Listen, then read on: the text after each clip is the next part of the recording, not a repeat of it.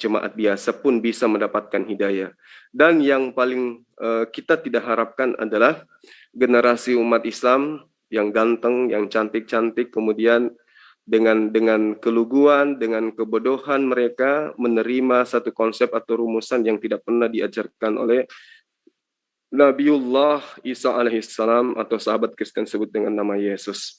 Baik, di tengah dengarkan ananda kita, adinda kita, Yusuf, ya Yusuf. Nama lengkapnya siapa? Nama muslimnya Muhammad Yusuf Sani. Suaranya agak kecil. Saya belum. Warahmatullahi wabarakatuh. Waalaikumsalam warahmatullahi wabarakatuh. Suara saya kedengaran jelas kah? Bapak-bapak, ibu-ibu yang ada di sini. Kurang keras. Coba diperiksa audionya, kok kecil ya suaranya ya? Yes. Mic-nya kecil.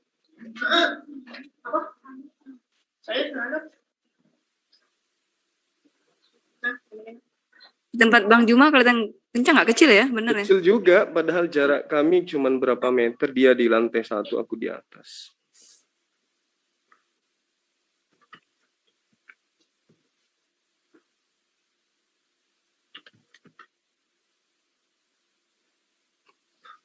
Tisonya. Ya. Ini Sambil menunggu Ananda. Maskerku bagus nggak? Keren banget. Wah, gimana tuh belinya tuh? Belinya di Bali. Oh gitu. Pengen beli juga ya nggak punya. Tes. Ya. Apa? Ada. Sudah dapat Pak ya? Ya, udah bagus. Nah, bagus. Assalamualaikum warahmatullahi wabarakatuh. Baru banget. Waalaikumsalam warahmatullahi wabarakatuh. Iya, perkenalkan saya Yusuf atau nama panjangnya Muhammad Yusuf Sani. Disebut untuk ketika saya masih Kristen, saya dipanggil sebagai Nuh Christopher Tambunan. Iya. Jadi saya di sini tinggalnya bersama dengan Abah baru saya, Abah Juma, yang Masya Allah. Dia dikenal sebagai kristolog yang sudah mensyahadatkan saya. Kemudian untuk pekerjaan saya, ya untuk saat ini hanya perlu belajar dulu. Oke, hanya seperti itu perkenalan aku. Jadi di sini nanti mengenai asalnya dari mana gitu. Oh iya. Kalau asal aku dari Bekasi, Jakarta, dari suku Batak. Tinggalnya bersama orang tua, bergereja dan juga belajar agama. Kemudian waktu pergi ke sini itu tanggal 1. Dilanjut lagi, sudah hampir sudah lebih sebulan di sini. Kemudian niat saya bersyahadat itu bukan karena faktor wanita atau harta atau sebagainya. Ini murni karena saya cinta dengan agama Islam. Oke.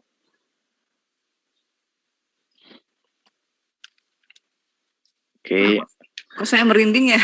Boleh. Masya Allah. Boleh masuk, Bang? Boleh masuk ke topik, Bang? Boleh, silakan. Jadi saya awali cerita saya kenapa saya bisa tahu Islam, belajar tentang Islam. Itu didasari karena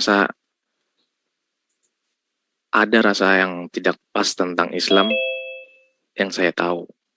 Jadi ketika di tahun 2017, ketika saya masih berkelas 1 SMA, banyak ya rumor, cerita, gosip bahkan tuduhan kepada Islam tentang Islam ini Islam ini agama yang penuh dengan darah, ibaratnya teroris. Kemudian Islam ini agamanya keras, tidak baik untuk manusia. Nah, kemudian ada yang lebih uniknya, Islam ini disebut Islam ini disebut agama teroris, tetapi Islam juga agama terbanyak di dunia. Di situ di umur saya yang masih tergolong sangat muda, kelas 1 SMA, saya mulai mencari tahu apa kebenaran di fakta ini, apa faktanya yang sebenarnya, kenapa bisa disebut sebagai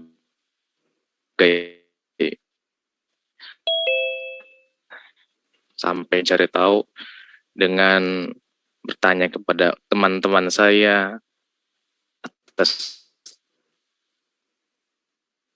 yang masih 16-17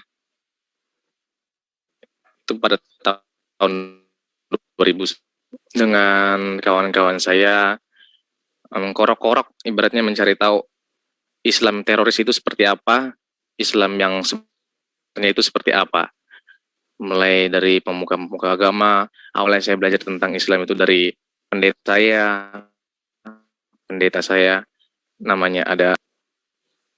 Kenapa sih Bang, seringkali pendeta kita selalu menjelek-jelekan Islam, selalu mengatakan Islam ini Islam ini agama yang menyembah Allah palsu, disebut sebagai gitu. Lanjut dengan saya mencari tahu. Nah, di sini saya semakin penasaran apa yang tidak benar ini. Kenapa orang berbondong-bondong memeluk Islam? Apakah mereka mau menerima kesesatan seperti segampang itu menerima kesesatan jika memang agama ini tidak benar gitu kan? Ada rasa nggak benar ini yang dibilang sama pendeta ini, pasti karena juga berbeda agama, mungkin lebih baik saya mencari ke teman-teman saya beragama Muslim, mungkin juga ke pemuka-pemuka agama yang Islam. Nah, kemudian saya mencari tahu, belajar apa itu Islam, gali-gali dari akidahnya, apa Tuhannya, kemana dia beribadah, berapa kali sehari sholatnya, siapa nabinya, bagaimana tentang surga dan nerakanya. Kemudian dilanjutkan pada itu, lambat laun tak terasa itu kan, karena saya sekolah, begitu juga mencari ilmu tentang Islam, lambat laun tak terasa di tahun 2020, mulai di situ. Karena keseringannya pendeta saya mengolok-olokkan tentang Islam begini begitu, ada rasa muak, ada rasa tidak, ini lagi, Islam lagi. Di situ sebenarnya pada waktu kelas 1 SMA, waktu kelas 8 SMP, udah mulai tentang misionaris saya dimasukkan ke dalam hati saya. Di situ sudah diajarkan tentang bagaimana sih Yesus itu bisa mati di kayu salib, bagaimana sih dia bisa diakui sebagai Tuhan, kenapa sih kita harus menjadi pengikut Kristus, kenapa juga kita harus membawa orang lain agar mengikuti agama kita. Kemudian kita belajar juga di dalam misionaris kita bagaimana cara menarik, bagaimana cara menjelaskan apa itu Kristus, bagaimana caranya menyembah Yesus, beribadah, dan juga apa yang kita dapatkan selama kita dalam Kristus. Kemudian dilanjutkan juga pembaptisan, ada baptis air, ada baptis Roh Kudus. Ketika baptis air itu kami ditenggelamkan di dalam air dalam doa. Kemudian lanjut lagi di dalam baptis Roh Kudus itu di mana kita diajarkan untuk menerima Roh Kudus dalam penyembahan Yesus, dan juga ketika kita menyembah Yesus, kita berkata-kata dalam bahasa lain. Yang tidak bisa dimengerti oleh manusia. Tapi jujur saja menurut saya aneh, karena bahasa lain ini yang disebut bahasa Roh Kudus seperti dibuat-buat, nggak natural, kayak mungkin Roh Kudus yang dimaksud itu Roh Kudus yang lain atau bagaimana, tapi Roh Kudus yang disebut dalam gereja saya yang seperti pendeta saya lakukan seperti seperti itulah, itu membuat saya tidak nyaman, kayak ini bukan kemasukan Roh Kudus, ini kayaknya kemasukan roh gila. Ada rasa kayak apaan sih, kok kayak gini sih, nyembah Tuhan tuh ada namanya kekusyukan kan. Menurut saya kusyuk itu dalam beribadah itu wajib, tapi ini seperti tidak kekusyuk gitu, kayak gitu, gerak-gerak sendiri kayak kesetrum gitu. Nah, di situ sebenarnya mulai aneh menurut saya. Kemudian lanjut tadi waktu kelas 11 SMA ya, 2020 saya mulai mencari tahu, belajar apa itu Islam. Tetapi saya di situ udah berjiwa misionaris kecil. Selain dari belajar Islam, saya juga beribadah kepada Yesus sebenarnya di situ. Tidak usah munafik, saya belajar Kristus juga, menyembah Kristus juga, karena memang pada saat itu saya di bawahnya pendeta tadi, si Anggi. Nah, di situ saya ditugaskan sebagai pemuritan anak-anak sekolah yang masih Muslim, menyebarkan Kristen yang sesungguhnya. Kenapa ada Tritunggal? Apa sih yang membuat jika engkau masuk Kristen langsung masuk surga? Begini begitu. Kemudian lanjutkan juga kita menginjil ke tetangga-tetangga. Kenapa sih harus menginjil? Apa yang kamu dapatkan jika masuk Kristus gitu? Nah, di situ saya langsung di bawah asuhan pendeta saya, Anggi Maringin itu yang tadi saya jelaskan. Nah, di tahun 2020 itu saya belajar juga tentang Islam, dan di situ juga saya mulai meragukan Kristus. Meskipun saya masih menyembah Kristus, saya mulai kayak meragukan untuk apa sih seperti ini terus. Beribadahnya kayak ya berdoa secukupnya, seperti melipat tangan, tunduk ke kepala. Tetapi di dalam gereja saya tidak nyaman. Ada selalu kayak musik yang keras. Bagi saya ini seperti nonton konser, bukan seperti beribadah. Tidak nyaman. Tapi ya seperti itulah cara beribadah orang Kristen. Ibaratnya musik-musik itu salah satu cara penyembahan kepada Allah, dengan cara bersukaria, memainkan alat musik bejana atau semacamnya, memuliakan Tuhan seperti memuliakan Tuhan. Nah, di sini rasanya memuliakan Tuhan itu sudah berbeda dengan memuliakan Tuhan pada zamannya masih ada Isa. Ibaratnya modernisasi lah. Nah, di situ rasa kenyamanan saya juga tidak suka gitu. Sudah mulai muncul sejak saat itu. Nah, selain daripada saya masih menyembah Kristus pada tahun 2020, saya belajar Islam, dan di situ saya juga mulai belajar tentang siapa itu Nabi Muhammad SAW. Apa peran pentingnya di dalam Islam, dan juga kenapa dia disebut Nabi. Kenapa di Kristen beliau disebut Nabi palsu, atau kenapa beliau selalu memegang pedang.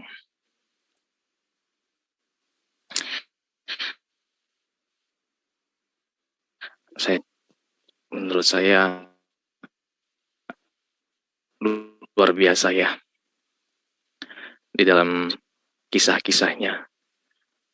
Ketika saya mulai mendengarkan Ustadz yang sedang berceramah tentang beliau, nggak nangis. Rasanya kayak, wih, ini orang satu inilah yang pantas disebut sebagai sesungguhnya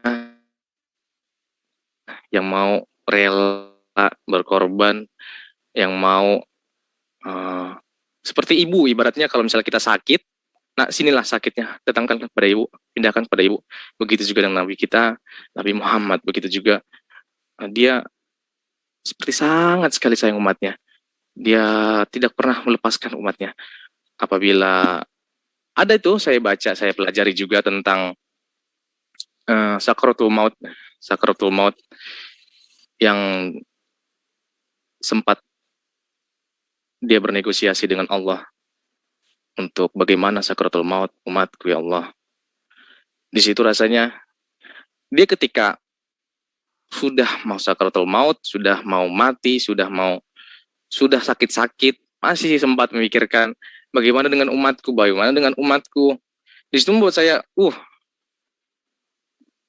merinding. Kenapa ada orang seperti ini rela benar-benar sakit hanya untuk orang lain? Beliau sangat benar-benar satunya orang yang sangat, ibaratnya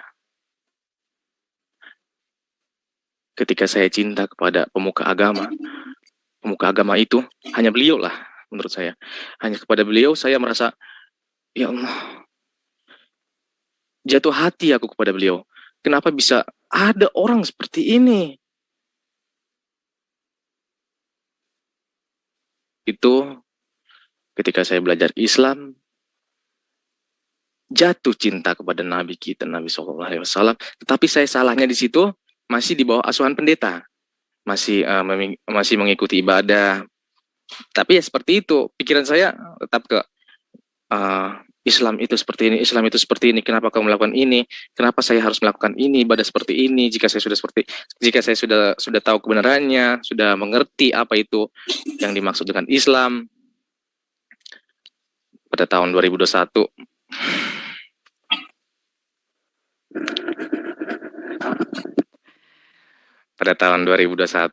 itu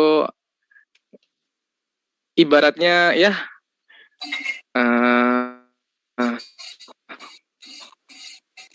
saya ada di tengah laut gitu, kayak nggak bisa kemana-mana. Islam sebagai agama saya yang sekarang, dan itu semua mempunyai resiko masing-masing. Di antaranya kalau saya tetap di Kristen, saya sudah tahu kebenaran tentang Islam. Saya sudah tahu kalau Kristen ini tidak benar, saya disebut salah di Islam. Saya sudah mengerti dan mempelajari Islam, tapi saya tetap di Kristen dan melakukan kesalahan-kesalahannya. Nah, di situ rasanya terguncang, terombang-ambing, resah muncul. Tapi juga ketika saya berpikir untuk mualaf, untuk meninggalkan agama saya Kristen ini, di situ juga muncul perasaan apakah saya mampu meninggalkan keluarga saya, apakah saya mampu tetap berada di jalannya. Ibaratnya risiko antara kamu pilih ini atau itu, sama-sama kayak, bukan sama-sama sih, dalam artian Kristen ini, saya di Jakarta, Kristen ini yang membuat saya seperti dari kecil saya sudah beragama Kristen. Begitupun dengan orang tua saya sudah beragama Kristen, saya sudah dididik melalui iman Kristen. Pastinya ada tekanan dari orang tua, ada tekanan dari gereja, ada tekanan dari orang-orang yang sangat sayang kepada saya, yang mendukung saya untuk terus maju dalam Kristen. Oh iya, kebetulan sekali Mama tuh mau sekali saya jadi pendeta. Ingin sekali saya jadi pendeta waktu kecil. Jadi waktu SD itu cita-cita saya mau jadi pendeta. Nah, di kemudian hari lanjut lagi ke tadi topiknya. Kalau di Islam itu apakah saya bisa maju? Apakah ada yang mau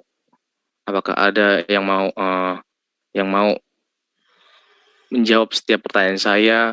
Jika saya membutuhkan jawaban, apakah saya akan maju di dalam Islam, terima keislaman saya juga seperti itu.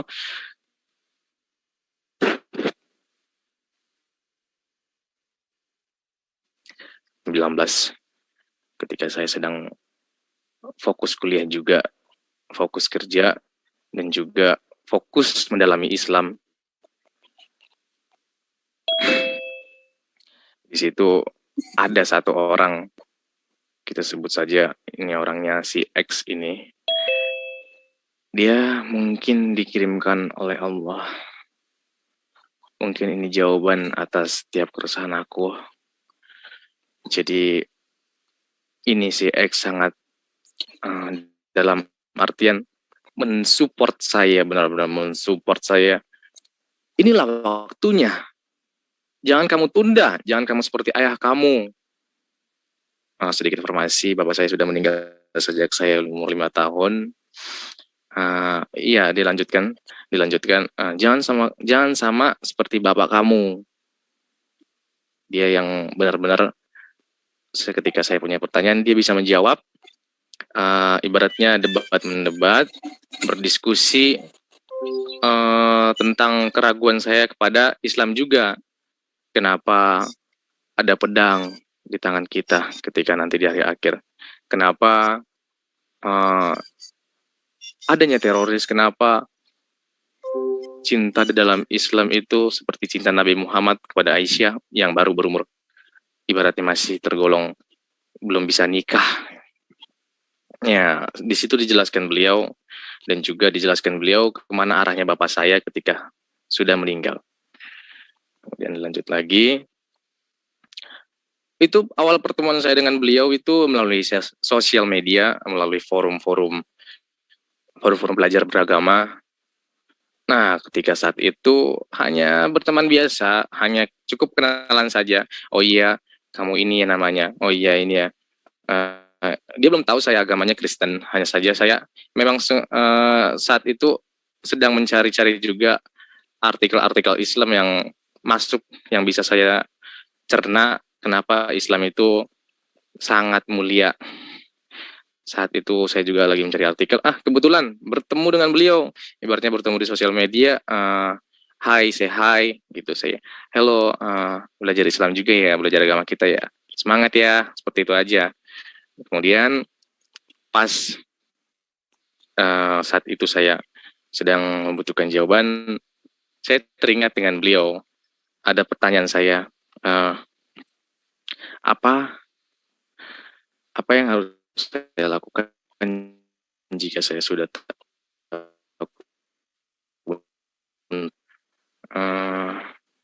sudah jaminanmu neraka. Di situ nanti saya langsung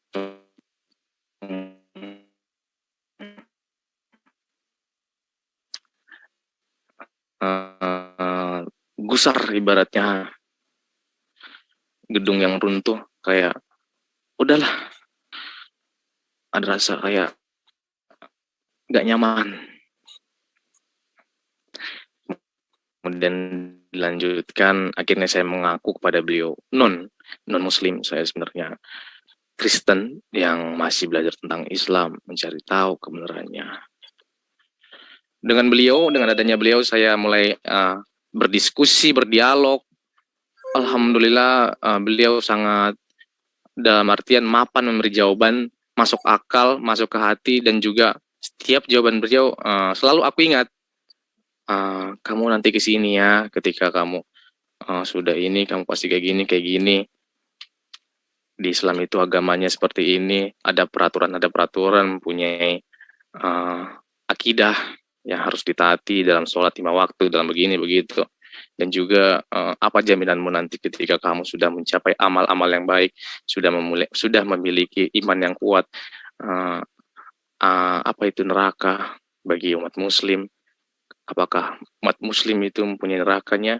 Apakah juga umat muslim bisa masuk neraka? Apa yang harus dilakukan mencapai surga dalam Islam? Kenapa ada rambut yang dibelah 7 atau sebutannya jembatan Shirathul Mustaqim? Apa itu Dajjal? Apa itu hari penghakiman? Dari dia ibaratnya ilmunya, alhamdulillah dia setiap jawabanku mungkin memang betul Allah kirimkan. Jadi masuk, saya nggak asal iya. Itu benar-benar masuk ke hati. Ditambah iman saya semakin kuat tentang Islam. Kemudian ketika itu selesai berargumen dengan beliau, saya memutuskan, oke, saya mualaf. Saya terbang ke Makassar, hanya meninggalkan sepucuk surat untuk orang tua saya. Mah, aku mau pergi, mau belajar. hanya seperti itu.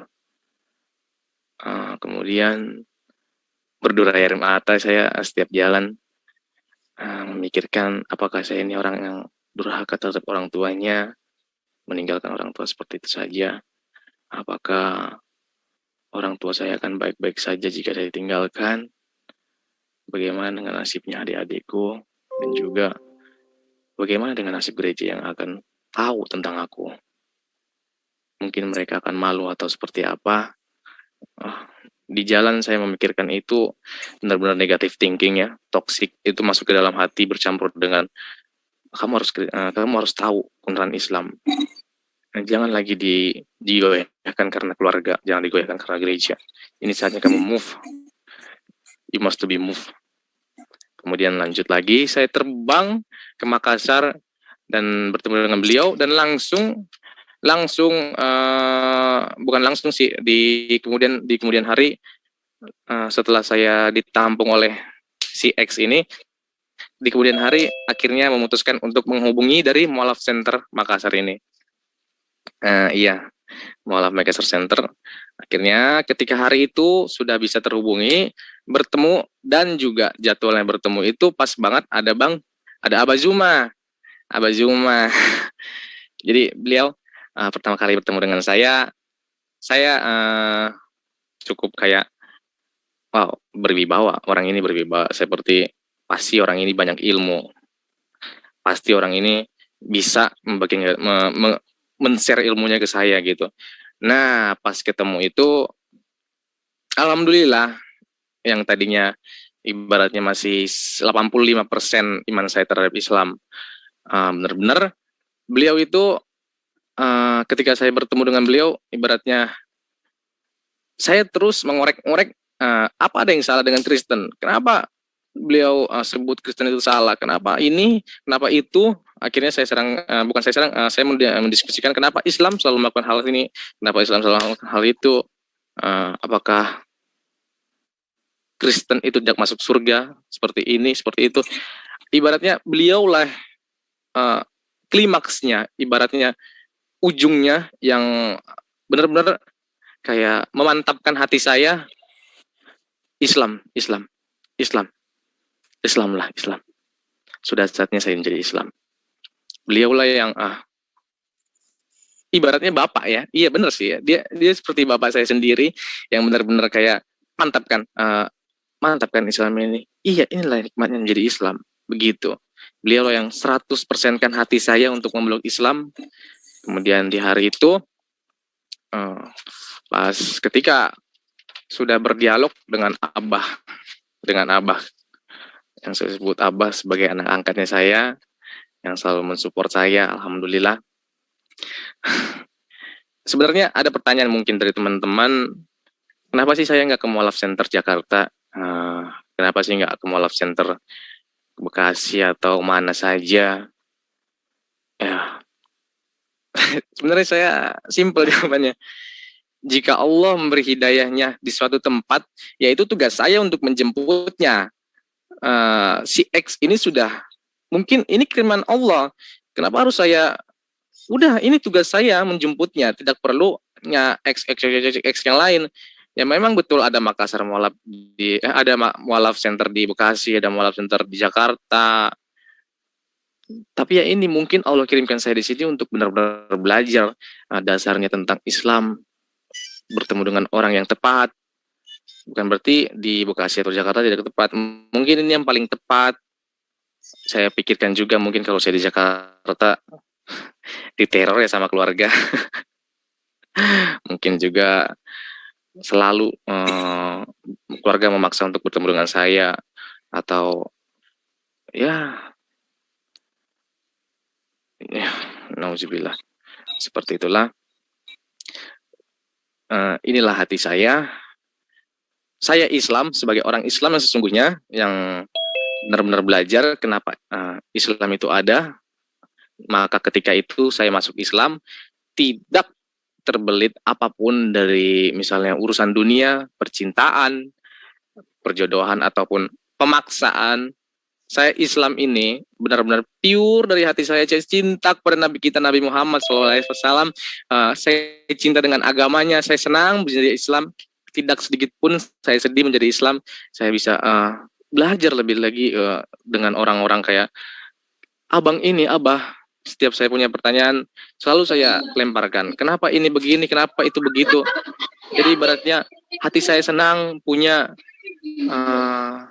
pengajar. Jadi ibaratnya inilah pesantren saya. Inilah yang menjawab setiap pertanyaan saya. Ya, dialah abah buat saya sebenarnya. Dan ada lagi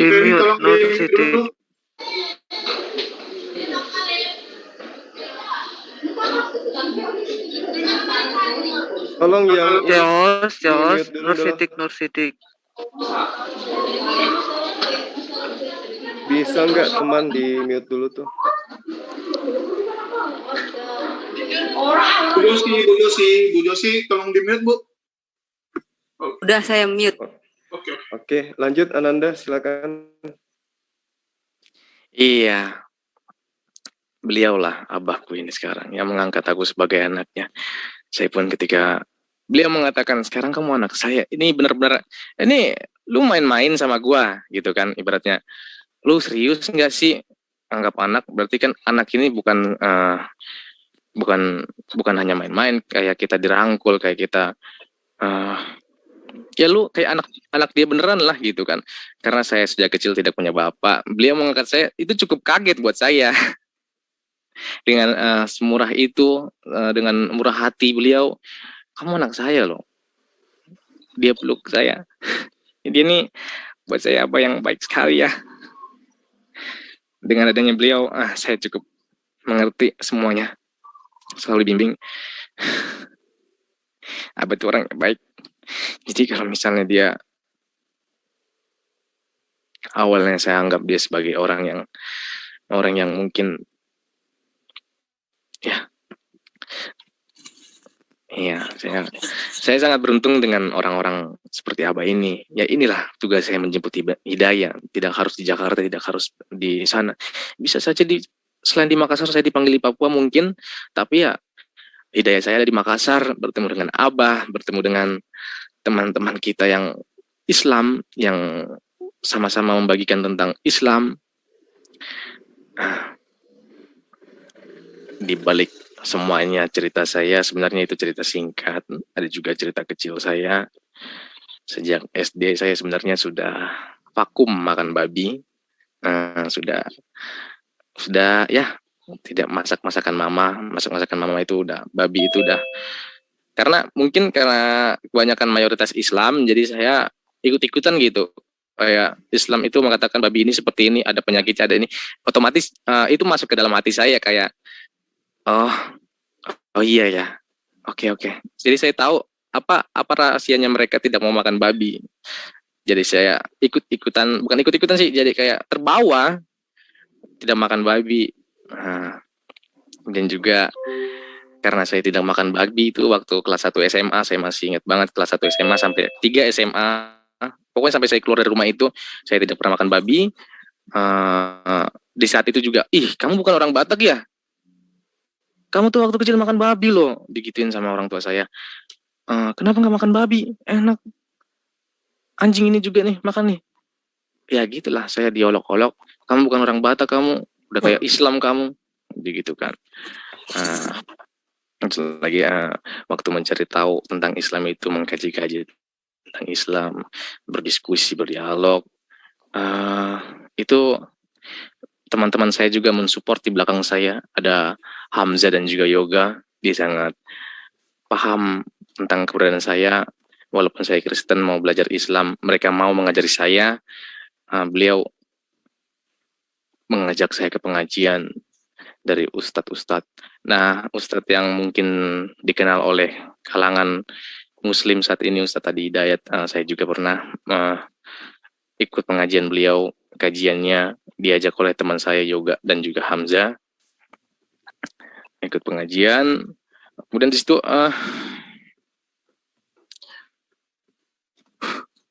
pucuk-pucuknya saya benar-benar kayak kesiksa itu ketika saya meninggalkan orang tua saya, karena saat itu mereka lagi tertidur pulas dan saya ya begitu, hanya meninggalkan sepucuk surat. Saya tahu saya salah. Walaupun saya dibenarkan dalam agama, mungkin inilah hati saya tetap merasa bersalah kepada orang tua karena meninggalkan beliau, meskipun agama membenarkan tidak kamu itu tidak berhak, tapi bagi saya tetap menyakiti hati beliau, mungkin karena hubungan batin dengan beliau. Kemudian selain dari pengajian, saya juga belajar dari media sosial, dari YouTube. Mungkin waktu itu lagi bingung belajar dari mana. Ya sudah, saya putuskanlah belajar dari YouTube, mungkin asik nih. Nah, dari perdebatan antara agama, ustadz yang berdebat. Dari situ semua ilmu yang saya dapat, saya kaji ulang apakah benar Kristen seperti ini, apakah benar Islam seperti ini. Saya mencari tahu sendiri, mengkorek-korek. Sahabat lain juga selain dari mereka berdua, ada teman lain juga yang ikut terus mensupport. Itulah menurut saya, jika saya tidak menjemput hidayah ini, ya maka rugilah saya. Sudah ada mereka yang mau membantu saya, mau merelakan waktunya untuk mengajari saya. Mungkin jika mau cerita sedikit tentang keluarganya Abil, yang satu keluarga benar-benar dekat dengan saya, mau memeluk saya dan bercerita tentang Islam.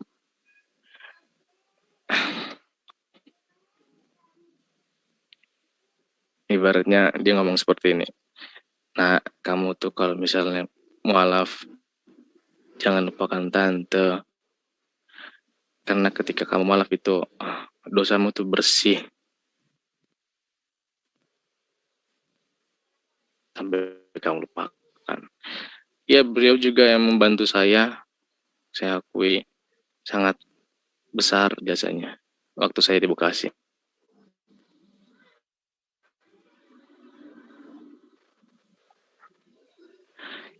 Di Bekasi waktu itu ada pemilu yang kecurangan pemilu, ya, bukan debat sih, kecurangan pemilu. Waktu itu demo, dan kebetulan saya ikut melihat Islam seperti ini.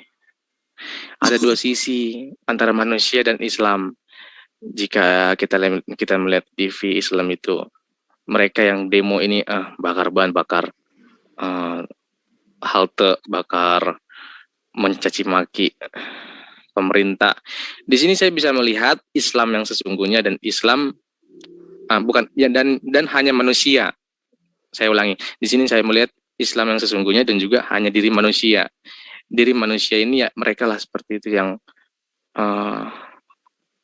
seperti melakukan dosa, seperti melakukan maksiat. Nah, Islam yang sesungguhnya ini yang saya lihat, itulah tidak ada keburukan atau kefasikan di dalamnya saya lihat. Ibaratnya kakak saya, seperti kakak saya pengalaman waktu itu, sedang saya boncengi naik motor, beliau hampir bertabrakan dengan saya, ada orang Islam. Beliau bukan memarahi orangnya, tetapi beliau mencaci maki kerudungnya. Ih, dasar lu cewek berkerudung tolol bangsat, kamu ini Islam bego, dasar Islam bodoh, gitu kan. Padahal saya tegur kakak saya, kenapa kamu caci maki agamanya, bukan ke orangnya yang salah. Begitulah antara manusia dan Islam yang sesungguhnya harus saya pelajari, dan tidak boleh mengatakan kalau agama Islam itu teroris, kalau agama Islam itu pedofil seperti nabinya, tidak. Saya semakin belajar di situ, sebenarnya yang bersalah itu manusia, bukan Islam. Semakin banyak ilmu saya dapat ketika keluarga saya terus-menerus mencaci maki Islam, semakin banyak saya ilmunya tentang Islam. Ketika pendeta saya mencaci maki tentang keislaman juga, di situ semakin banyak mereka mencaci maki, semakin saya mencari tahu apa kebenarannya, dan disitulah bibit-bibit dibilang kotornya orang-orang yang menjelek-jelekan Kristen, orang-orang yang menjelekkan Islam, langsung kayak keburukannya kayak jahat sekali ya, asal memfitnah tanpa tahu kebenarannya. Kemudian aku lanjutkan, itu aku pergi mualaf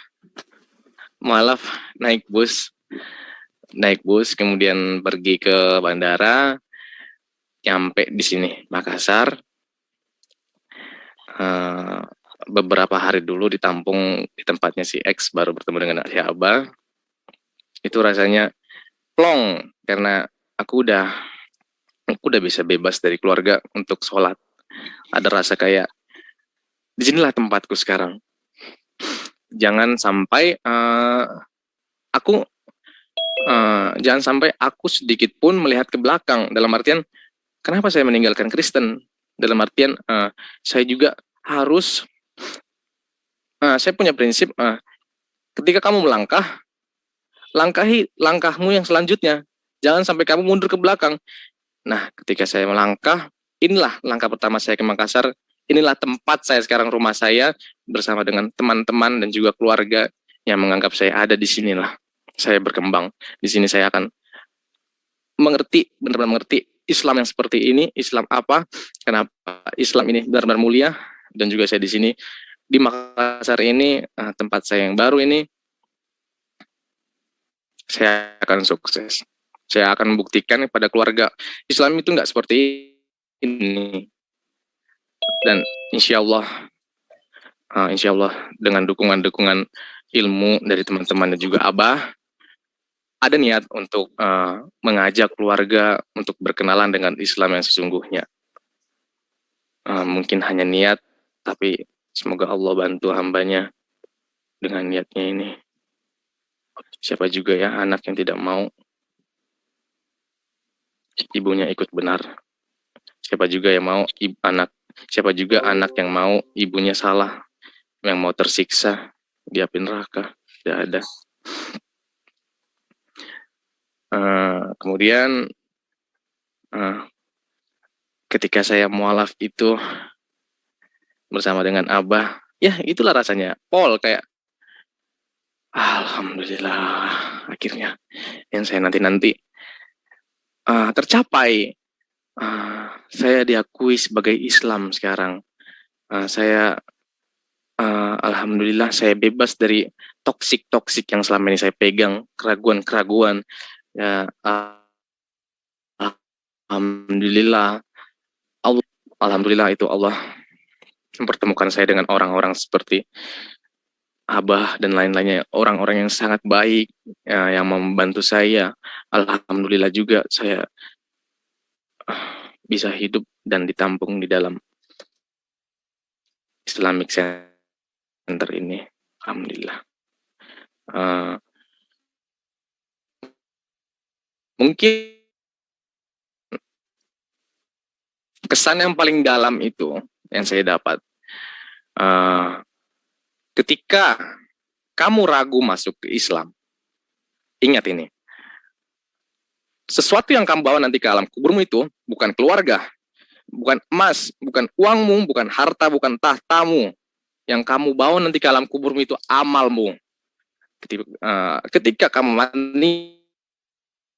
meninggal, emasmu, hartamu, perakmu pergi, amalmu lah yang menemani kamu. Jadi jangan sesekali ingin kita mualaf, jadi ada keluargaku di sini, nanti aku begini, nanti aku dibenci, nanti aku dicoret dari kartu keluarga atau apa selanjutnya. Apakah keluargamu akan menemanimu nanti di alam kubur? Tidak. Yang menemani kamu nanti itu adalah amalmu. Itu kesan yang saya dapat, membuat saya makin semangat masuk Islam, membuat saya semakin berkobar-kobar api Islam saya. Amal saya, bukan keluarga saya nanti yang menemani saya. Jadi keraguan di dalam hati saya itu dihancurkan oleh iman saya kepada Islam. Bagaimana saya ketika nanti di akhirat. Alhamdulillah, begitu cerita saya. Mungkin bisa jadi bahan insya Allah jadi bahan dukungan untuk teman-teman yang juga mau mualaf. Alhamdulillah, saya berterima kasih kepada Abah yang terus menolong saya ketika saya ada pertanyaan, ketika saya ada kebimbangan, ketika saya membutuhkan orang tua, engkau selalu ada.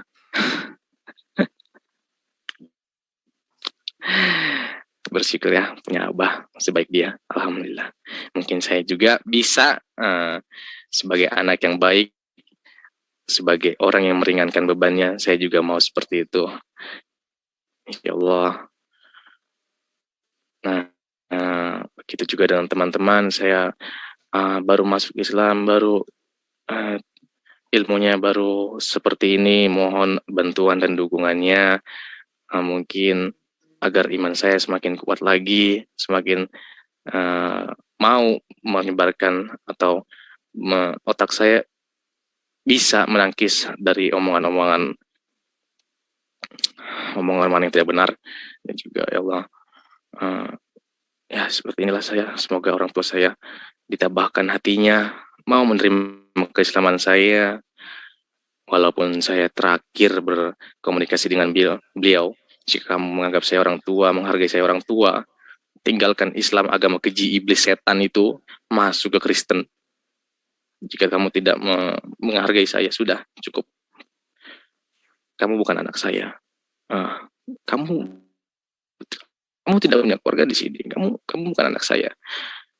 Sudah cukup kamu menyiksa saya sebagai orang tua.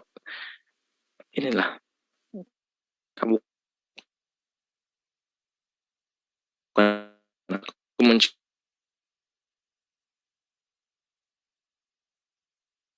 menjelaskan ya harus kan diwajib terus menghormati orang. Saya menghormati menurut agama saya. Saya juga senang mengasihi, menyayangi kalian, keluarga, rasa keluarga.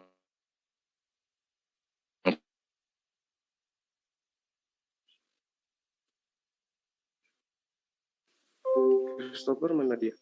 Signalnya mungkin ya, signalnya kelempar itu Bang. coba dicek dulu. Iya, kebetulan dia di lantai 1 soalnya wifi ada di sini di lantai 2. Ntar ya. Oke. Ya, udah. Nah itu ada lagi tuh. Lanjut silakan. Saya lanjut ya. Iya. Iya. Meskipun orang tua tidak mengakui keislaman saya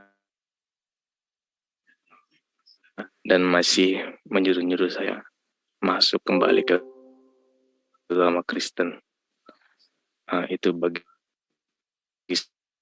saya mungkin saya terima. Mungkin itu tugas saya juga membuat mereka sadar tentang Islam itu apa. Ya, seperti itu. Terima kasih sudah membiarkan saya sallallahu alaihi wasallam tentang kerinduanku kepada ini dan inspirasi bagi orang yang mau meninggalkan Kristen, mau meninggalkan buruknya agama Kristen. Insya Allah maju, jangan sampai kamu berhenti karena orang tua atau segala hal. Yang penting itu amalmu ketika nanti kamu di akhirat. Begitu dari cerita saya ucapkan Assalamualaikum warahmatullahi wabarakatuh. Waalaikumsalam warahmatullahi wabarakatuh.